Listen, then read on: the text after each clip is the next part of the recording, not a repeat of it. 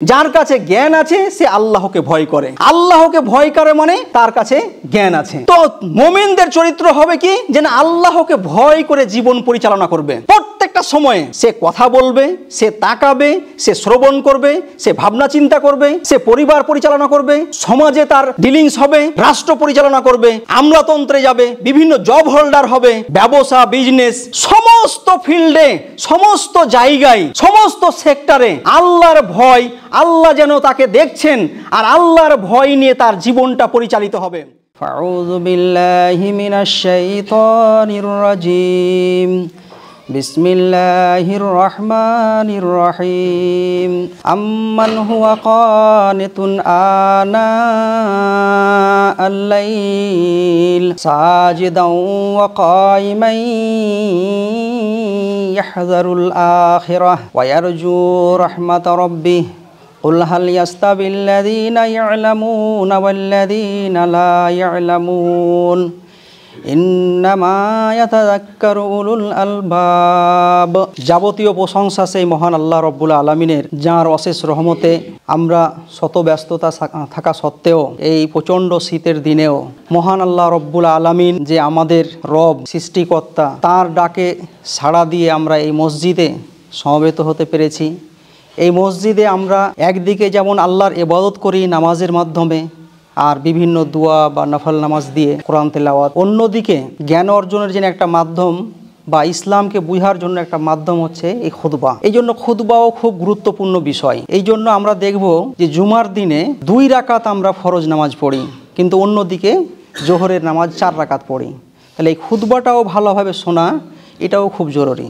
তো এরকম একটা সুব্যবস্থা মহান আল্লাহ রব্বুল আলামিন আমাদের করে দিয়েছেন, বলেই তার কৃতজ্ঞতা জ্ঞাপন করি সকল বলে আলহামদুলিল্লাহ। তারপরে তাঁরই নবী, মানবতার শিক্ষক, মানবতার মুক্তির দূত, লাস্ট প্রফেট, নবিকুল শিরোমণি, যার অক্লান্ত পরিশ্রমের মধ্য দিয়ে আমরা একটা সুস্থ সমাজ, একটা সুস্থ পরিবার, একটা সুস্থ রাষ্ট্র উপহার পেয়েছিলাম, তারও প্রতি আমরা ভক্তি সহকারে দুরূদ পড়ি, সকলে বলি সাল্লাল্লাহু আলাইহি ওয়াসাল্লাম। সম্মানিত মুসাল্লিগণ, আজকে আপনাদের সামনে এই খুতবায় যে আলোচনাটা আমি রাখবো, আমি সূরা জুমারের 9 নম্বর আয়াত তেলাওয়াত করেছি এবং তারপরে 10 নম্বর আয়াত। এই দুটো আয়াতকে সামনে রেখেই আমার পুরো আজকের আলোচনা হবে। এর সঙ্গে কিছু আনুষঙ্গিক কথা, কিছু কোরআনের আরও আয়াত এবং নবীর জীবনী বা আম্বিয়া আলাইহিমুস সালামদের কিছু কথাও আসবে ইনশাআল্লাহ। এই আয়াতটার যদি তর্জমাটা আমরা দেখি তাহলে আল্লাহ তাআলা যেটা বলছেন তারও আগে তার প্রেক্ষাপটটা বোঝা দরকার। সূরা জুমারকে যদি আমরা বুঝতে চাই তাহলে সূরা জুমার একটা তাওহীদ, একাত্মবাদের একটা ডাক দিয়েছে। এই তাওহীদে এই একাত্মবাদের ডাক যখন দেওয়া হয়েছে, একাত্মবাদের ঘোষণাটা আমরা বা তার নলেজ বা জ্ঞানটা আমরা পেয়ে যাব আল কোরআন মাজিদে। আল কোরআন মাজিদ যদি আমরা পড়ি তাহলে প্রত্যেকটা কোরআনের পাতায় পাতায় যেন একটা মানুষকে বিভিন্ন বিষয়ে নিয়ে যাচ্ছেন আল্লাহ, আর তাওহীদের দিকে, একাত্মবাদের দিকে যেন মানুষকে ধাবিত করার জন্য বিভিন্ন উদাহরণ, বিভিন্ন ইতিহাসের কথা, বিভিন্ন সময়ে গবেষণা উপলব্ধি কথা, বিভিন্ন বিষয় আল্লাহ তাআলা নিয়ে আসেন আর তাওহীদের দিকে ডাক দেন।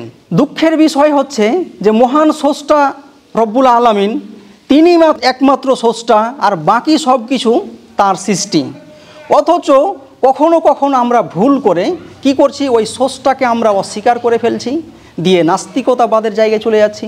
কখনো কখনো ওই স্রষ্টার সঙ্গে বহুত্ববাদিতে বা শিরক নামক জায়গায় চলে যাচ্ছি, দিয়ে বিভিন্ন সময়ে বিভিন্ন বিষয়গুলোকে বা বিভিন্ন জিনিসগুলোকে আমরা পূজা অর্চনা করতে আরম্ভ করছি। মহান আল্লাহ রব্বুল আলামিন এই সূরায় তাওহীদের ডাক দিয়ে মানুষদের মধ্যে যে দুটো গ্রুপ তৈরি হয়ে গেছে, একটা গ্রুপ হচ্ছে বহুত্ববাদী এবং নাস্তিকতাবাদী, যারা স্রষ্টাকে এবং স্রষ্টার এই সৃষ্টিকুলকে যারা অস্বীকার করে এবং তাদের আচরণ কি, তাদের ক্যারেক্টার কি, এটা যেমন একদিকে তিনি আলোচনা করেছেন, অন্যদিকে আবার যারা এই তাওহীদে একাত্মবাদে বিশ্বাসী তাদেরও আলোচনাটা করেছেন যে তাদের এই তাওহীদে বিশ্বাসী হওয়ার পর তাদের কাজগুলো কি, তারা কি কি কাজ করে আসলে, এই বিষয়টাও খুব সুন্দরভাবে আলোচনা হয়েছে। তাহলে হক এবং বাতিল, সত্য এবং মিথ্যার একটা কাশমাকাশ, একটা সত্য মিথ্যার যেন একটা দ্বন্দ্ব, সত্য মিথ্যার যেন একটা লড়াই আমরা এই সূরা আজ-জুমারে দেখতে পাবো। এই সত্য মিথ্যার দ্বন্দ্বে যারা জ্ঞানী হবেন তাদের আসলে কাজ মানে কেমন হওয়া উচিত, যারা একাত্মবাদে বিশ্বাসী হয় আসলে তাদের ক্যারেক্টারটা কি, তাদের চরিত্রটা কি, তারা কিভাবে তাদের জীবনকে পরিচালনা করেন, তারা কি কি কাজ করেন, এই বিষয়ে সূরা ফাতিরের 29 এবং 30 নম্বর আয়াতের ব্যাখ্যা দিতে গিয়ে আমার একটা ইউটিউবে আব্দুল ওদুদ নামে বক্তব্য পাবেন যে জ্ঞানী লোকেরা আসলে 3টে কাজ করে। সেখানে আমি বলেছিলাম, কোরআনেই বলেছে, সেটা ব্যাখ্যা করেছিলাম যে জ্ঞানী ব্যক্তি তারা যারা আল্লাহকে ভয় করে, আর এই ভয় করার অর্থ হচ্ছে তারা আল্লাহর কোরআন তেলাওয়াত করে, নামাজ প্রতিষ্ঠা করে এবং আল্লাহর পথে ব্যয় করে। 3টে কথা ছিল ওখানে, এবং তার জন্য তারা পুরস্কৃত হবে, রিওয়ার্ড পাবে।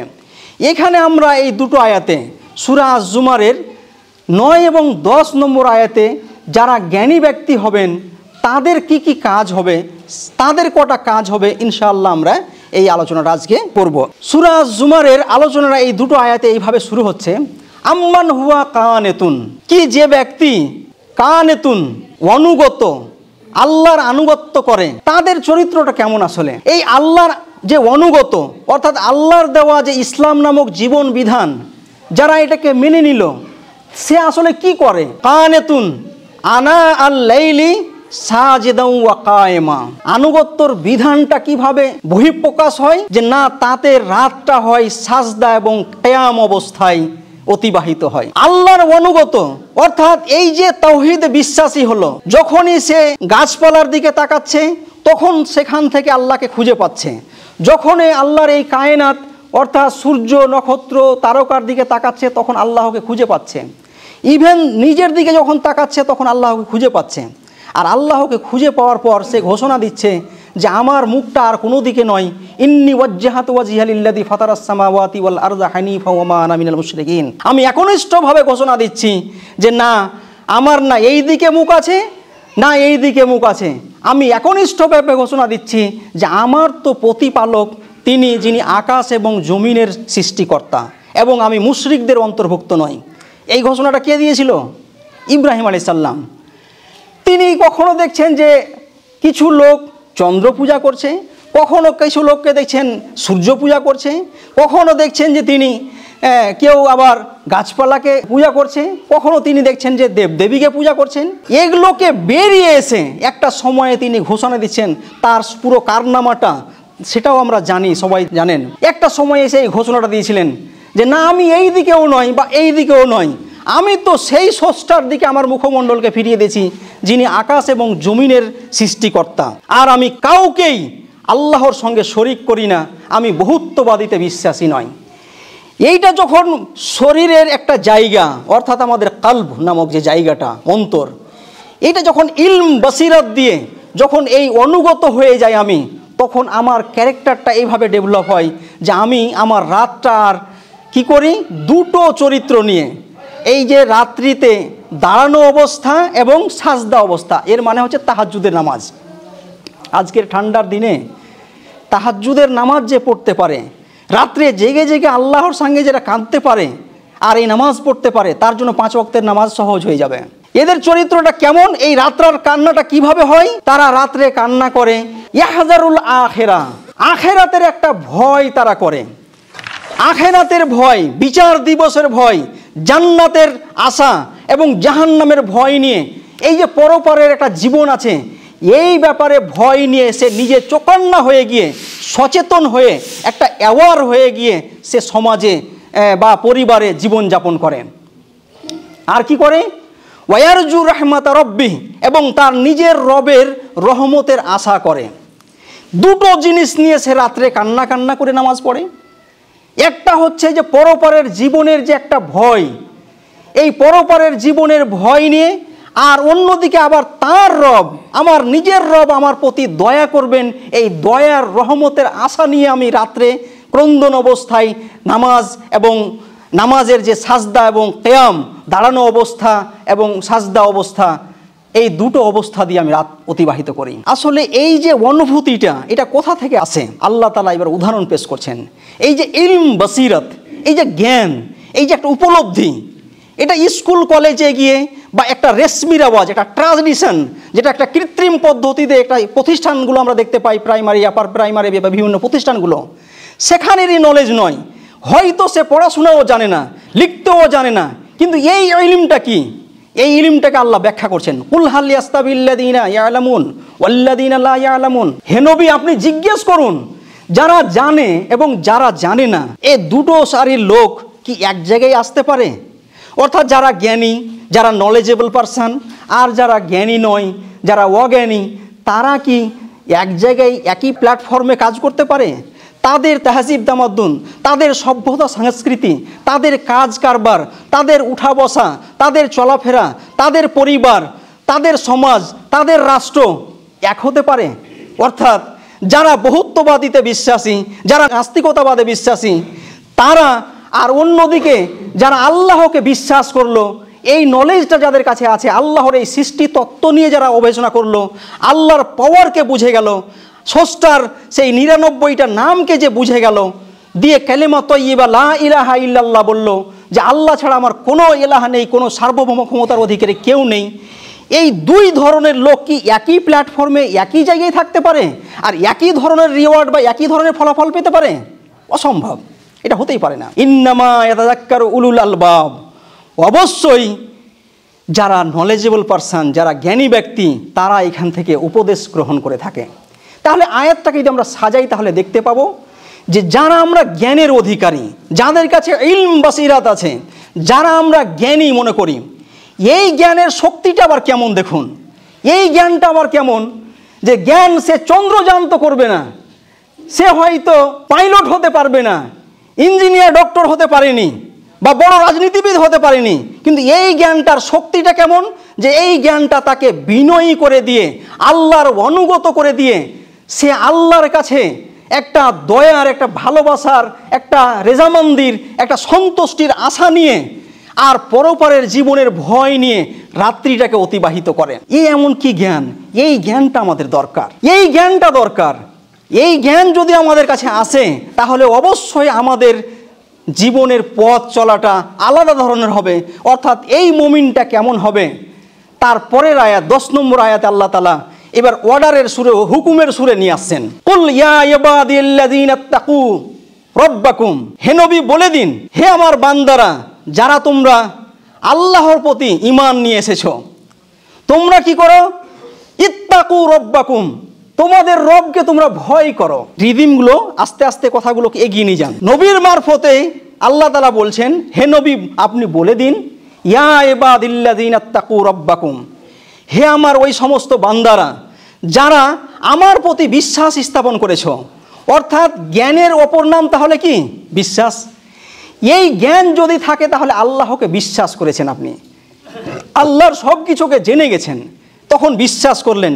আর বিশ্বাস যখন করলেন তখন কাজটা কি হতে হবে যে তোমার রবকে দেখে তুমি ভয় করো। ইন্নামা ইয়াখশাল্লাহা মিন ইবাদিহিল উলামা, অবশ্যই যারা জ্ঞানী ব্যক্তি তারা আল্লাহকে ভয় করে চলে। আল্লাহর ভয় আর জ্ঞান যেন একটা টাকার এপিট ওপিট। যার কাছে জ্ঞান আছে সে আল্লাহকে ভয় করে, আল্লাহকে ভয় করে মানে তার কাছে জ্ঞান আছে। তো মুমিনদের চরিত্র হবে কি, যে না আল্লাহকে ভয় করে জীবন পরিচালনা করবে। প্রত্যেকটা সময়ে সে কথা বলবে, সে তাকাবে, সে শ্রবণ করবে, সে ভাবনা চিন্তা করবে, সে পরিবার পরিচালনা করবে, সমাজে তার ডিলিংস হবে, রাষ্ট্র পরিচালনা করবে, আমলাতন্ত্রে যাবে, বিভিন্ন জব হোল্ডার হবে, ব্যবসা বিজনেস, সমস্ত ফিল্ডে, সমস্ত জায়গায়, সমস্ত সেক্টরে আল্লাহর ভয়, আল্লাহ যেন তাকে দেখছেন আর আল্লাহর ভয় নিয়ে তার জীবনটা পরিচালিত হবে। অর্থাৎ রব মানে হচ্ছে একদিকে যেমন তিনি প্রতিপালক, অন্যদিকে তিনি মালিকও, তিনি আমাকে সব কিছু দেখেন, তিনি আমার তত্ত্বাবধায়ক। আমার যদি ভুল ভ্রান্তি হয় তাহলে তিনি পাকড়াও করবেন, আমি যদি অ্যারোগেন্ট হই, অহংকারী হই, তাহলে আমাকে আল্লাহ তাআলা অ্যারেস্টও করবেন, ধরবেন, আমাকে শাস্তিও দিবেন। তাহলে জ্ঞানের দাবিটা কি? জ্ঞানের দাবি হচ্ছে যে আমি মমিন হব। জ্ঞানী মানে হচ্ছে মমিন, আর মমিন যখন হবে তখন তার জীবনটা কেমন হবে, যে তোমার রবকে তুমি ভয় করে চলো। ভয় করে চলার অর্থটা কি আসলে, এটাকে আল্লাহ তাআলা বুঝাচ্ছেন। লিল্লাযীনা আহসানু ফি হাযিহি দুনিয়া হাসানা, যারা এই পৃথিবীতে সর্বদা সৎকর্ম করে, ভালো কাজ করে, আহসানু উত্তম কাজ, প্রত্যেকটা জায়গায় নামাজ পড়বে তো নামাজের উত্তম জায়গায় গিয়ে নামাজ পড়বে।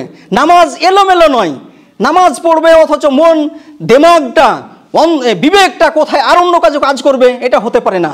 নামাজ তো হবে যে দিদারে এলাহি, আল্লাহকে যেন দেখছে, এইভাবে নামাজ হবে। পরিবারে স্ত্রীর সঙ্গে কথা বলছে, ছেলে মেয়েদের সঙ্গে কথা বলছে, সমাজে কথা বলছে, প্রত্যেকটা জায়গায় আহসান তরিকা, উত্তম পদ্ধতিতে, উত্তম চরিত্র নিয়ে সে কথাবার্তা বলবে। ব্যবসা বিজনেস করছে, সে ব্যবসা বিজনেসে তার যে ব্যবসার জায়গাটা, সে যদি এন্টারপ্রেনার হয়, উদ্যোক্তা হয়, তাহলে এলাকাবাসী, দেশবাসী সবাই তাকে একজন ভালো উদ্যোক্তা বলে চিনবে, যে না এই উদ্যোক্তা আমাদের মতো এমনটা নয়। আমি যদি একজন ভালো বিজনেসম্যান হই, তো বিজনেসম্যানের জায়গাটাও আমার ভালো হবে।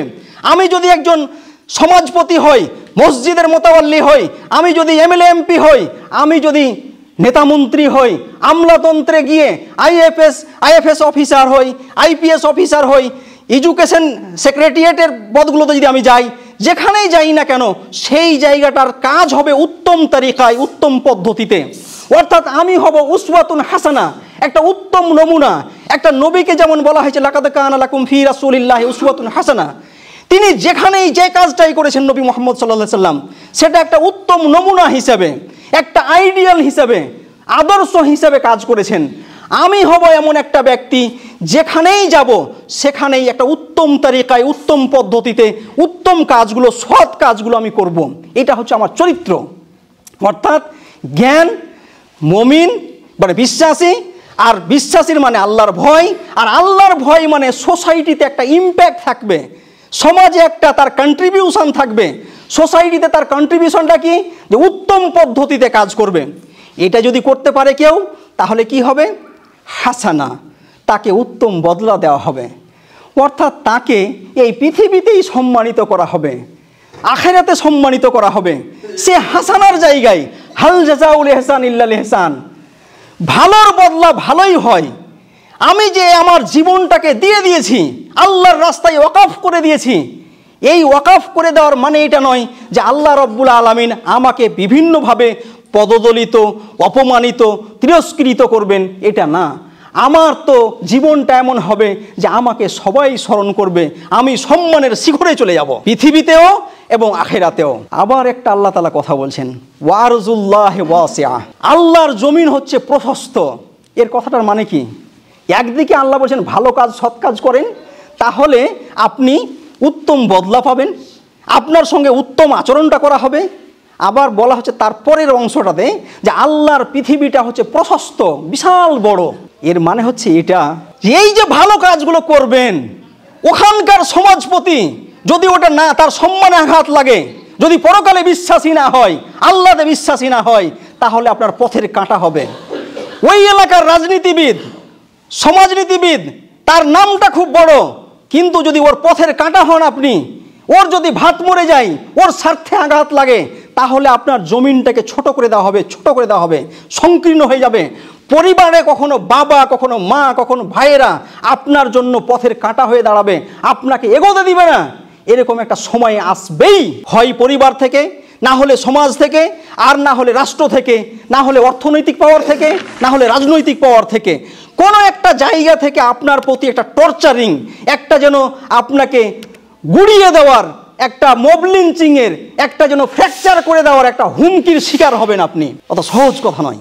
তাকওয়ার জীবন অবলম্বন করা, আল্লাহর ভয় নিয়ে আমি জীবন অবলম্বন করছি মানে আমাকে সহজে ছেড়ে দিবে না মানুষ। এই জায়গায় যদি ঝুঁকি নিতে পারেন, আল্লাহ বলছেন আল্লাহর জমিনটা কি ছোট, ও তো একটা দায়রার দায়িত্ব আছে ওর, হয় একটা গ্রামের, হয় একটা পঞ্চায়েতের, হয় একটা ব্লকের, হয় একটা জেলার, বা একটা রাজ্যের, বা একটা দেশের।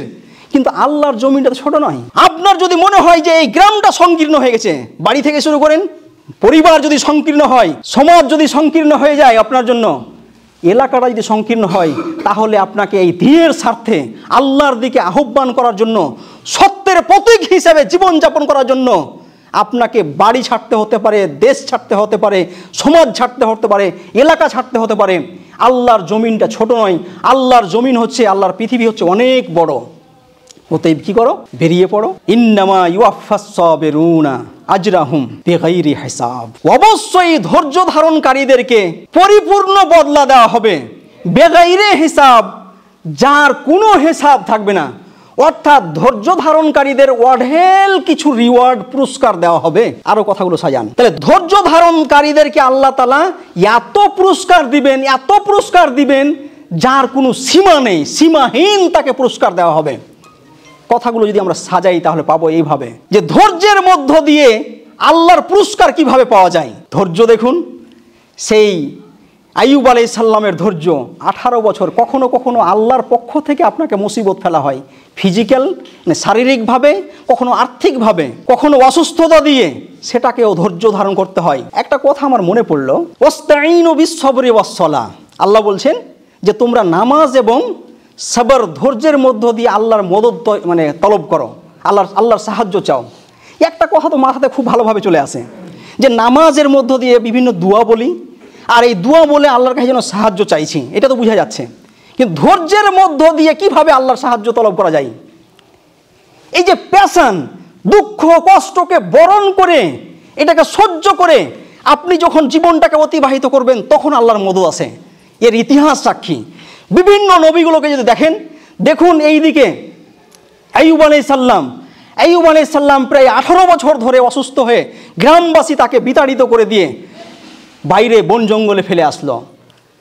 তিনি সেই সময় যখন জিহ্বাতে তার যখন পোকা হয়ে গেল, তখন তিনি বলছেন, রব্বে মাসানিয়া জুর ওয়া আনতা আরহামুর রাহিমিন, আল্লাহ গো, হে আমার প্রভু, তুমি তো দয়াময় এবং আমাকে কষ্ট স্পর্শ করেছে। তারপরে তাকে আবার কি দেওয়া হলো আপনারা জানেন, যে আইয়ুব আলাইহিস সালামকে তার শারীরিকভাবে, আর্থিকভাবে তাকে সফলতা দান করা হলো। ইউসুফ আলাইহিস সালামকে যদি দেখেন, ভাইরা বলেছিল যে কুয়োতে ফেলে তাকে মেরে দিলাম, কিন্তু কুয়ো যেন তার ওপর পিঠটা যেন একটা সফলতার সেই মিশরের রাজ দরবারে গিয়ে তিনি শাসক হয়ে যাচ্ছেন। ইউনূস আলাইহিস সালাম মাছের পেটে থেকে বেরিয়ে যেন একটা যেন সফলতা পেয়ে যাচ্ছেন। স্বয়ং নবীকে শুধু এটাই নয়, এই কাজের ময়দানে, দাওয়াতের ময়দানে ইসলামের দিকে আহ্বান, ইসলামের দিকে ডাকার ব্যাপারে, তাবলীগের ব্যাপারে যদি কাজ করেন, তাহলে এই কাজটা এত সংকীর্ণ করে দিবে আপনাকে, যেন অন্ধকারের পরে আলো আসবে, যেমন সূর্যোদয় রাতের পরে সূর্যোদয় হয়ে আসে, সূর্যোদয়ের পরে যেন একটা আমরা শান্তি পেয়ে যাই। নবীকে বলছেন আল্লাহ, ফাইন্না মাআল উসরি ইসরা, ইন্না মাআল উসরি ইসরা, অবশ্যই কঠিনের সঙ্গে একটা সহজ পথ রয়েছে। অর্থাৎ কষ্ট, দুঃখ, ব্যথাকে যদি বরণ করে নিতে পারেন, তাহলে তারপরেই সফলতা। তো সাবরটা আমি যেটা বুঝলাম, কয়েকদিন আগে থেকে খুব ভাবছিলাম, যেটা আমি পাইলাম, এটা আমি যেটা অনুভব করেছি, এটাকে যে সাবর মানেটাতে কি, তাহলে আপনি যখন ওটাকে হার্ডেলটাকে মানে মেনে নিয়েছেন, বরণ করে নিয়েছেন, এটাকে নিয়ে চলছেন, তখনই আপনাকে আল্লাহ তাআলা ধীরে ধীরে একটা পরে সফলতা দিবেন। তাহলে নামাজ এবং ধৈর্য, এই দুটো কাজ আপনার দরকার। তাহলে আমরা কি পেলাম দুটো আয়াত থেকে? যদি আমরা তাকাই তাহলে দেখতে পাবো, যারা জ্ঞানী ব্যক্তি, এই জ্ঞানী ব্যক্তিরা আল্লাহর এই কায়নাত থেকে, বিশ্ব ব্যবস্থাপনা থেকে, এই যে উদাহরণগুলো থেকে তারা উপদেশ গ্রহণ করে। আর এই উপদেশ গ্রহণ করার মানে হচ্ছে, এই জ্ঞান রাখার ফলে সে একটা সময়ে বলে উঠছে যে আমি তো একজন মুমিন ব্যক্তি, আল্লাহর প্রতি সে বিশ্বাস করে, অগাধ বিশ্বাস করে। আর এই বিশ্বাসটা যখন তার মধ্যে আসে, তখন এই বিশ্বাস নিয়ে তার জীবনটাকে এইভাবে পরিচালনা করা শুরু করে, আখিরাতের ভয় নিয়ে আর আল্লাহর এই রহমতের দয়ার আশা নিয়ে সে রাত্রে একটা বড় সময় আল্লাহর ধ্যানে মগ্ন হয়, নামাজে রত হয়, সাজদাবনত অবস্থায়, দাঁড়ানো অবস্থায় কোরআন তেলাওয়াত করে রাতটাকে অতিবাহিত করে। আজকের এই ঠান্ডার দিনেও এটা তো একটা ব্যক্তিগত কাজ হচ্ছিল। এর সোশ্যাল ইম্প্যাক্ট কি, যে আল্লাহ তাআলা বলছেন তুমি আল্লাহকে ভয় করো। এই জ্ঞান যেন এই রাত্রের এই নামাজ তোমাকে ওখানেই সীমাবদ্ধ না রাখে। তুমি কি করো, তোমার রবকে ভয় করো। আর ভয় করার অর্থ হচ্ছে যে তোমার যতগুলো ময়দান আছে, অর্থাৎ তুমি থেকে শুরু করে ব্যক্তিগত জীবন থেকে শুরু করে পারিবারিক জীবন, সামাজিক জীবন, রাষ্ট্রীয় জীবন, সর্ব জায়গাটাকে সুন্দর থেকে সুন্দরতম করে দাও। আর এই সুন্দর থেকে সুন্দরতম যখন তুমি করবা, তখন তোমার পথের কাঁটা হয়ে দাঁড়াবে বিভিন্ন জায়গা থেকে। ওই বাধাগুলোকে ট্যাকেল করার জন্য আল্লাহ তাআলার এই জমিন অনেক বড় জমিন আছে। তখন আপনাকে ধৈর্যের ধারণ করতে হবে, ধৈর্যের প্রতীক হতে হবে। এই ধৈর্য, তাহলে ধৈর্য যদি আমাদের মধ্যে চলে আসে, এই পর্যন্ত আমরা উপনীত হতে পারলেই আল্লাহ তাআলা বলছেন আমি তাকে এত সফলতা দেব, এত বড় সফলতা দান করব যার কোনো হিসাব নেই। সম্মানিত মুসাল্লিগণ, এই মসজিদের ফাংশনই হবে এরকম যে মসজিদ তেলাওয়াতুল কোরআনে ভরে যাবে, নামাজ পড়ার জন্য মসজিদ। এই মসজিদে যুবক মহল থেকে শুরু করে বাবাজিরা, ছোট ভাইয়েরা সবাই এই মসজিদ থেকে একটা খোরাক পাবে, রুহানি খোরাক। এই রুহানি খোরাকটা, আধ্যাত্মিক খোরাকটা, খাবারটা তাকে সোসাইটিতে নিয়ে যাবে, সোসাইটি তার ইম্প্যাক্ট ফেলবে। আর এই সোসাইটিতে কাজ করতে গিয়ে যত ধরনের বাধা বিপত্তি আসবে, যত ধরনের মুসিবত আসবে, সেগুলোকে ট্যাকেল করার জন্য সর্বাত্মক প্রচেষ্টা চালাবে। এই প্রচেষ্টা যদি চালাতে পারি তাহলে ইনশাআল্লাহ আমাদের সফলতা আসবে। তো আমরা দেখলাম যে এই সূরা জুমারের 9 এবং 10 নম্বর আয়াত যদি আমরা পড়ি, তাহলে আল্লাহ তাআলা যে তাওহীদের ডাক দিয়েছেন, একাত্মবাদের ডাক, এই একাত্মবাদের ডাকে যারা সাড়া দেয় তাদের চরিত্রটা কেমন, টোটাল বিষয়টা আমরা এখান থেকে উপলব্ধি করতে পারি। মহান আল্লাহ রব্বুল আলামিনের কাছে দোয়া যে এই আয়াতগুলোকে নিয়ে আরও বেশি বেশি করে স্টাডি করা, আরও বেশি করে অধ্যয়ন করা, পুরো সূরাটা পড়া, পুরো কোরআনকে বোঝা, কোরআনকে পড়া। এই পুরো সূরার একটা বিশেষ কথা ছিল, কোরআন নিয়ে আলোচনা হয়েছিল। তাহলে কোরআনকে বোঝা দরকার, আহাদিসকে বোঝা দরকার, নবীর জীবনী বোঝা দরকার, ইসলামিক সাহিত্য বোঝা দরকার। এগুলোর আপনারা সেন্টার করুন এই মসজিদকে। আর এই মসজিদ থেকে ইসলামিক সাহিত্য, কোরআন, হাদিস, ফিকহ, তাফসির, এগুলোর আমরা জ্ঞান নিব। আমাদের মধ্যে যারা উলামা আছে তারা আমাদেরকে কোরআন শিক্ষা দেবেন। আমরা 23 বছরে দেখেছি সব সাহাবীরাই কোরআনকে বুঝে গেছিলেন। আমরা কি আমাদের জন্য বুঝতে পারবো না? ওলামাদের সহযোগিতা নিয়ে আমরাও কোরআনটা পড়া শুরু করি, তার তিলাওয়াত বুঝি, তার তর্জমা বুঝি, তার তাফসির ব্যাখ্যা বুঝি, সমাজ জীবনে কিভাবে ওটা বাস্তবায়িত করব তার প্ল্যান পরিকল্পনা করি, তার জন্য সর্বাত্মক প্রচেষ্টা করি। এটা যদি করি তাহলে এই মসজিদের হক আদায় হবে। আল্লাহ তাআলা এই দুটো আয়াতে যে আমাদের দায়িত্ব বুঝালেন উদাহরণ দিয়ে, সেটাও আমরা বুঝতে পারবো এবং আমাদের জীবনটা ইহকালীন এবং পরকালীন জীবনটা একটা সফলতাময় হবে। মহান আল্লাহ রব্বুল আলামিন আমাদের সকলকে কবুল করুন। আল্লাহুম্মা আমিন। ওয়া মা আলাইনা ইল্লাল বালাগ। ওয়া আলাইকুম আসসালাম।